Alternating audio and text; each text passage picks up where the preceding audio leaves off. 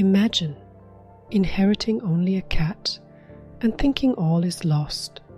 But this is no ordinary pet. He talks, wears boots, and has a plan to bring his master fame and fortune. Join us on an adventure full of cunning and magic. Puss in Boots. A fairy tale from the collection by the Brothers Grimm. A miller had 3 sons, his mill, a donkey, and a tomcat. The sons had to grind, the donkey had to get grain and carry flour away, and the cat had to catch the mice away. When the miller died, the 3 brothers divided their inheritance.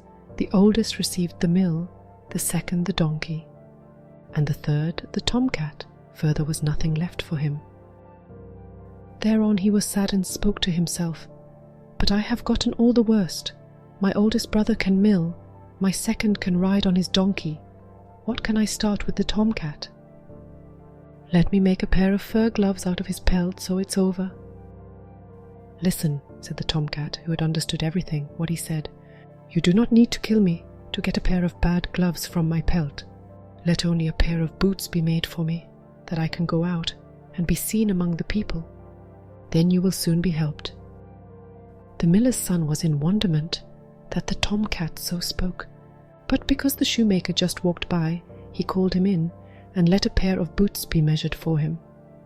When they were ready, the tomcat put them on, took a sack, made the bottom of the same full of corn, but on the top a string with which one could pull it closed. Then he threw it over his back and went on 2 legs like a human out the door. In those days reigned a king in the land. He liked to eat partridges so much there was a need that none were to be gotten. The whole forest was full, but they were so shy that no hunter could reach them. The tomcat knew that and considered to do his matter better. When he came into the forest, he made the sack open, spread the corn apart, but the cord he laid into the grass and led it behind a hedge. There he hid himself, snuck around and lurked. The partridges soon came running, and one after the other hopped into the sack. When a good quantity was in it, the tomcat pulled the cord closed, ran to and twisted their heads around. Then he threw the sack over his shoulder and went straight away to the king's palace. The guard shouted, "Stop! Where are you going?" "To the king," the cat answered quickly. "Are you crazy? A tomcat of the king?" "Just let him go," said another. "The king is often bored. Perhaps the tomcat amuses him with his humming and spinning."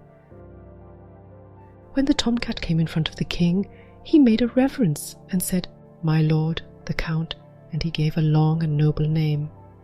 Lets himself be recommended to the king and sends him these partridges that he just caught in slings.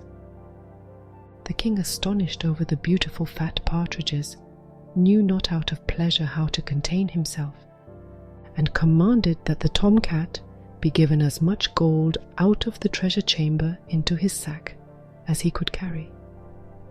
That bring to your lord, and thank him again many times for his gift. But the poor miller's son sat at home at the window, supported his head and his hand, and thought that he had spent his last for the tomcat's boots, and what large things will he be able to bring back?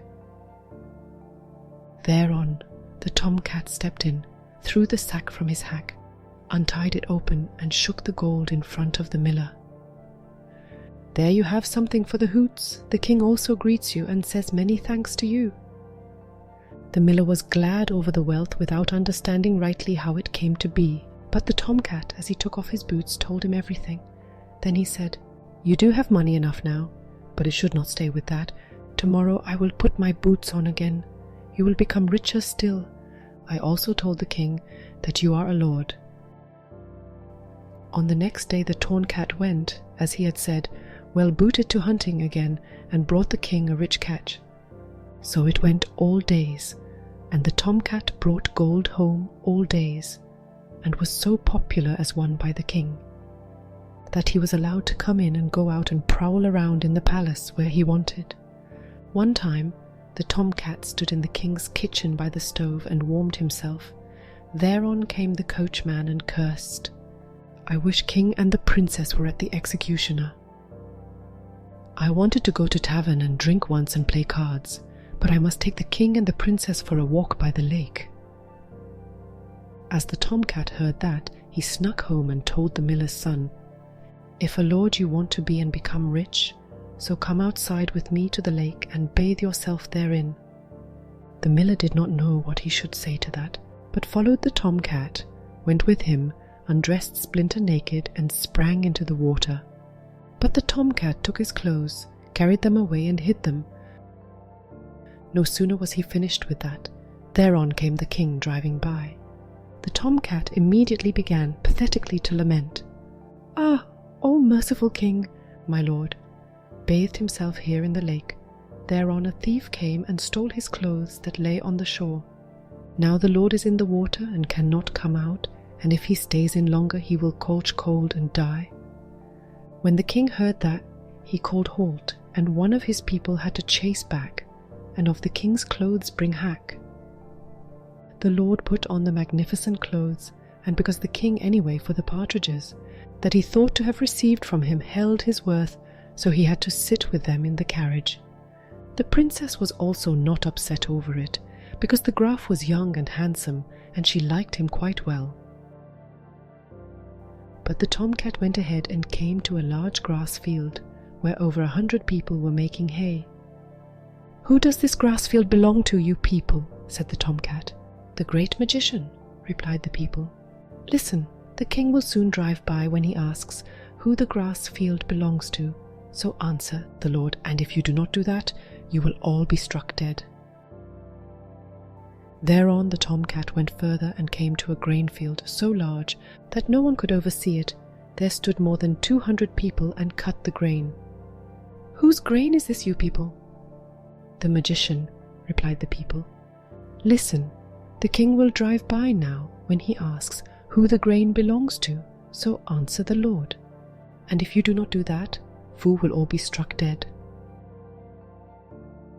Finally, the tomcat came to a magnificent forest. There stood more than 300 people, felled the big oaks and made wood. "Whose forest is this, you people?" "The magician," replied the people. "Listen, the king will drive by now when he asks who the forest belongs to, so answer the lord. And if you do not do that, you will all be killed." The tomcat went still further. The people all looked after him, and because he looked so wonderly, and as a human walked in the boots, they were afraid of him. He soon came to the magician's palace, stepped boldly in and in front of him. The magician looked at him contemptuously and asked him what he wanted. The tomcat made a reverence and said, "I have heard that you could transform yourself into every animal you chose by your own will. What a hound, fox, or even wolf concerns that I will well believe, but of an elephant, that seems to me quite impossible. And therefore I have come to convince myself." The magician said proudly, "That is a trifle to me," and in that wink of an eye was transformed into an elephant. "That is much, but also in a lion?" "That is also nothing," said the magician, and stood as a lion in front of the tomcat.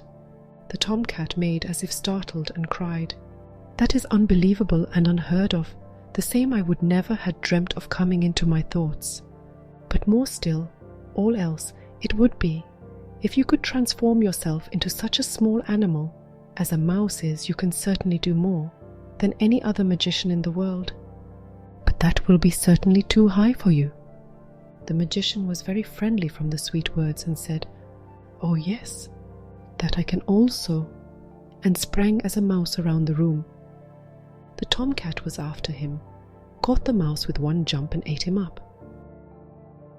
But the king was still driving on the way with the lord and the princess, and came to the large field.